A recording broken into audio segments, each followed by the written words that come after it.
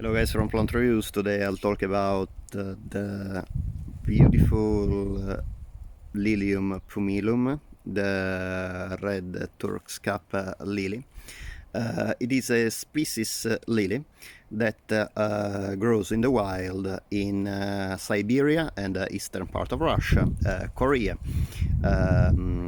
China, northern China, and as well as Mongolia. This is one of my favorite lilies because very rarely for as you can see an orange and scarlet lily. It has a beautiful sweet fragrance.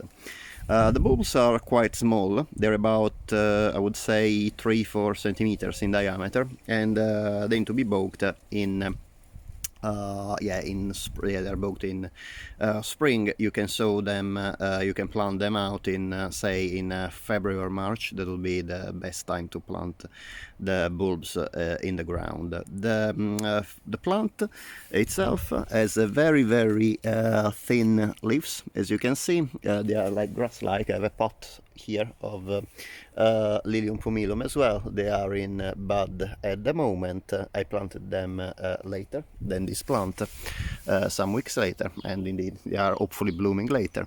However, I just wanted to show you how beautiful is this plant, especially when it comes around an area of full green. You can see how the flowers contrast great with the green vegetation nearby. The plant itself is quite small.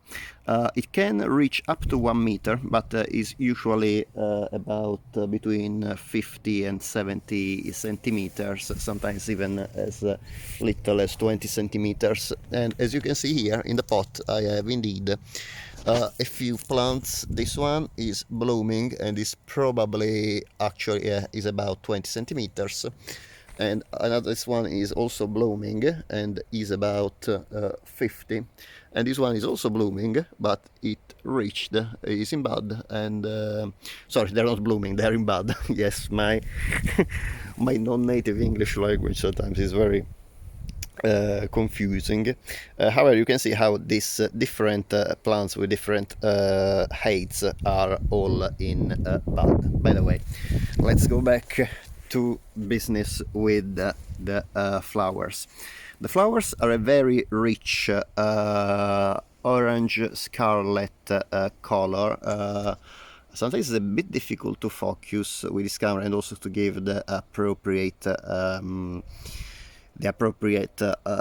color. However, I'll try to make a zoom on the flower. You can see how beautiful is the flower itself. Is very shiny with this kind of lines, very waxy flower, and with, you can see, a lot of pollen, and bright orange red pollen matches with the color of the tepals of the lilies, of this lily.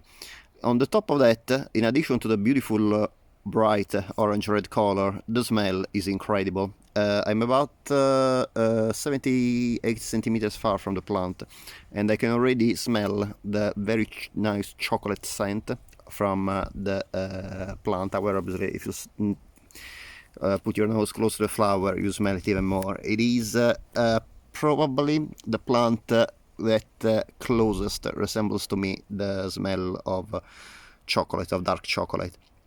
It is a very nice smell. I don't have any other plant that resembles so much chocolate. I had a chocolate cosmos, but still it didn't quite match chocolate as this one, and it is really incredible how such a beautiful colored lily decided also to be wonderfully fragrant. Usually plants that are orange and red very rarely have fragrance, because plants that are orange and red basically are in a color to which most insects are completely blind. Insects like bees and bumblebees, they can see the ultraviolet, what we humans cannot see. However, they are not able to see reds and oranges. Some butterflies can, but not many insects can.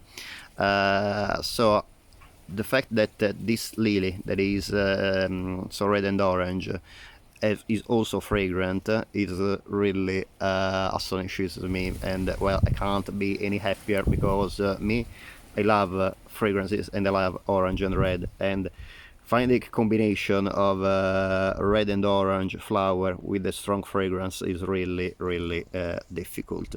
Roses are an exception because obviously roses have been selected both for fragrance and color by humans, but if you think about wild roses, I can't really remember a wild red rose. All the wild species of rose I know are either yellow or white or pink. I don't recall any strong red among wild rose species. Anyway, obviously, I might be wrong. I don't know all the wild rose species, but in general, wild orange and red flowers don't have any fragrance. So this is a very, very rare exception, and you can see how the display of flowers is gorgeous. The flowers are born in stems between 1 and 20 flowers, and they open from the bottom to the top.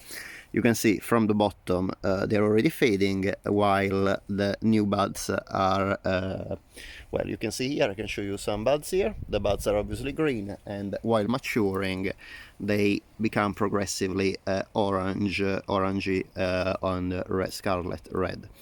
I have read that in some varieties there is a little bit. Sometimes they are dotted, but mine are purely orange, orange scarlet. This is a Lilium that I don't think I can recommend enough for the fragrance, because I don't know any other Lilium that has a chocolate fragrance. I mean, Oriental Lily is a beautiful fragrance, very sweet and floral, but none have this fragrance, and also the color is very intense. Some orange lilies are like very peachy or washed out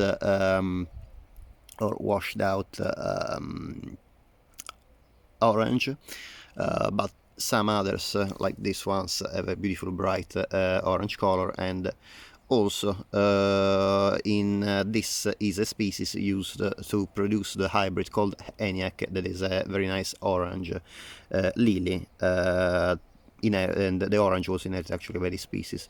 I just noticed now I have a flower that is actually a double flowered and also doubled anthered and doubled stigmatid. I think these are actually were actually supposed to be two flowers that fused at some point, and yeah, you can clearly see the two stigmas and the two well, the two ovaries stick with each other, as well as two sets of petals. This is a lily that this year I would like to use for hybridizing, because the color and the fragrance are incredible. Usually Asiatic lilies that are selected for orange or red are not fragrant at all. On the other hand, Oriental lilies, I don't recall any Oriental lily that has such a huge, nice, big, nice intense orange and scarlet. I have another lily that is orange and is still in bud, and that's the extremely tall African queen. I'll show you here the buds up there, and possibly this is that's a trumpet lily related to the regale lily, and that's another thing I would like to hybridize with, because I would like to increase the size of the plant. This plant is probably barely 1 meter tall, while this one is taller than me. It's about I would say 2.5 meters, so about 7-8 foot tall. And the scent is very nice, but still nothing comparable to the chocolate fragrance of this the Lilium pumilum. Probably Lilium pumilum exposure. This plant ideally needs partial shade, and in this area, in this area is really thriving. You can see the best place to plant lilies is among other plants and shrubs that can offer some protection from the shade, and you can see how this plant bloomed and grew beautifully. This plant, so partial shade for this lily, that is very different from most lily requires. Most lilies require really full sun. This is one of the few lilies requiring partial shade. And also another peculiarity of this lily that usually, unfortunately, is not very long-lived. Very rarely lives more than 3-4 years. However, one of the good points of this lily is that it is a very fast. Is very fast growing. Indeed, the time between sowing the seed and the seed blooming is about 2 years.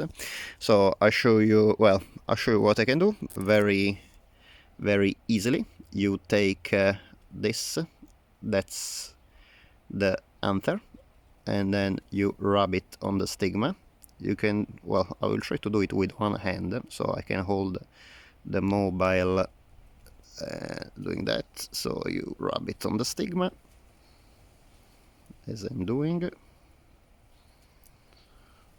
Okay, not really.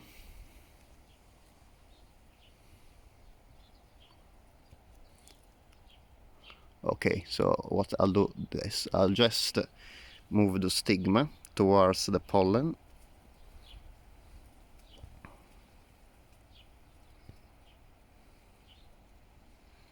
You know what? I have the index completely covered in pollen, so what I will do is just rub my index full of pollen on the stigma of the plant. Okay, so you can see the stigma is completely orange of pollen because it pollinated, and it is quite different from, say, these other plants. You can see the difference in color of the stigma. This is a stigma that I didn't pollinate, is like brownish in color, while the stigma that I pollinated is very orange. You see now the stigma is this three-sected area in the center of the flower. So you see now the flower on the left is completely orange. It looks like an anther. This is the stigma, while this other flower, that's of a flower that has just been opened, obviously has not been it has not been pollinated yet, is completely brown. So that's the difference.